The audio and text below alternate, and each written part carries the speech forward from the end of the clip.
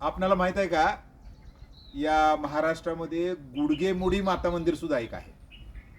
आपल्याला माहित असेल की परवा माझा अपघात झाला होता, गुडघ्याला जरा जखम झाली होती, तर बऱ्यापैकी चालू आहे, भरून येते. मग या दरम्यान आपण माणूस जे पाहिजे तसंच शोधायला सुरुवात करतो. तर ते शोधत असताना मला एक सापडलं की देवीची अनेक मंदिरं असतात, मात्र एक मंदिर असंही सापडलं की त्या मंदिराचं नावच आहे गुडघेमोडी माता मंदिर.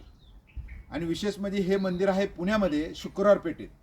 या मंदिराचा इतिहास बघितला तर 400 वर्ष जुना सांगितला तो. लोकांची भावना भक्ती आहे आपल्या देशामध्ये, दगडाला देव करण्याचा हा प्रकार असतो. तर त्या मंदिरामध्ये आल्यानंतर गुडघे दुखी बऱ्यापैकी थांबते असं म्हणणं आहे.